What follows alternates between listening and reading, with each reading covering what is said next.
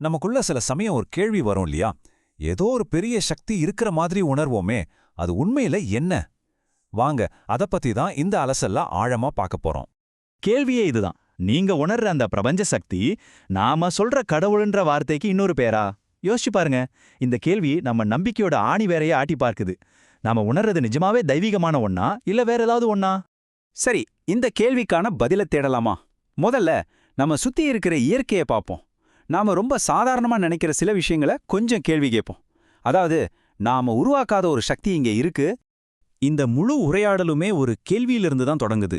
சக்தின்னு சொல்றது கடவுளை தானே அப்படின்னு சத்குரு கிட்ட கேக்குறாங்க. அதுக்கு அவர் கொடுத்த பதில் ரொம்ப ஆழமானதும் கூடவே சுவாரஸ்யமானதும் கூட.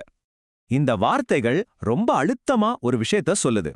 நம்மால உருவாக்க முடியாத ஒரு பெரிய சக்தி இருக்குன்னு சொல்லுது. யோசிச்சு பாருங்க.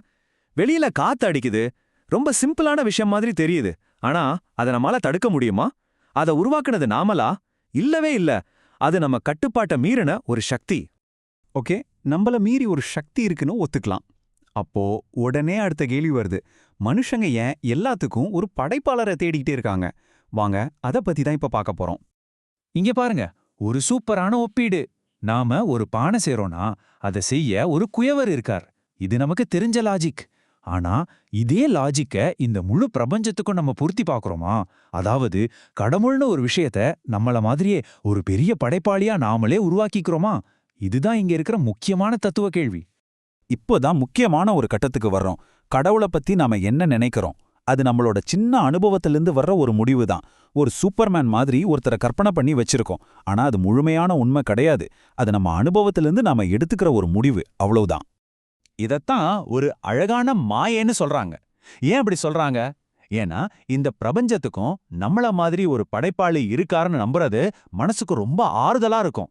ஆனா அது உண்மையோட ஒரு சின்ன பகுதி தான். ஒரு குறுகிய பார்வை, அவ்வளவுதான்.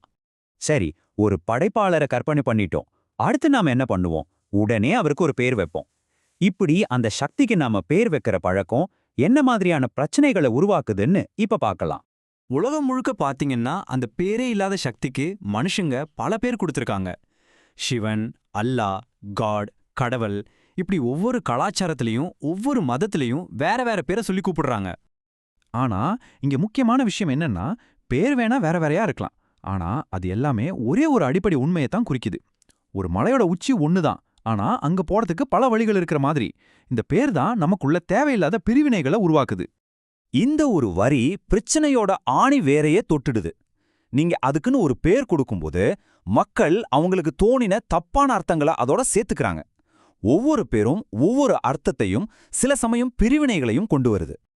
இதுவரைக்கும் நாம நிறைய கருத்துக்களை பத்தி பேசணும்.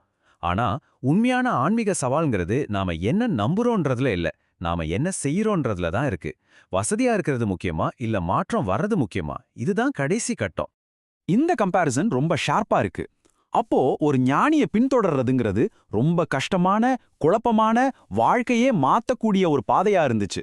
ஆனா இப்போ கோயில் கட்டுறதும் வழிபாட்டு தலங்களுக்கு போறதும் ரொம்ப வசதியா, எந்த தடையும் இல்லாம இருக்கு.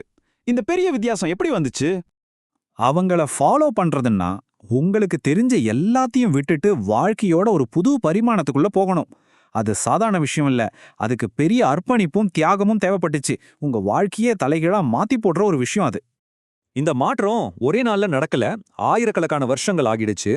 இந்த நீண்ட காலத்துல அந்த உண்மையான சவாலான பாதை கொஞ்சம் கொஞ்சமா மறைஞ்சி அதுக்கு பதிலா ரொம்ப எளிமையான வசதியான சடங்குகள் வந்துருச்சு. வழிபாடு ரொம்பவே சுலபமாயிடுச்சு. கடைசியா இந்த கேள்விய நான் உங்ககிட்டயே விட்டுடுறேன். உண்மையான பாதை எது? வசதியான பாதையா அல்லது மாற்றத்துக்கான பாதையா? சும்மா சடங்குகளை பின்பற்றிட்டு போறது வசதியான பாதை.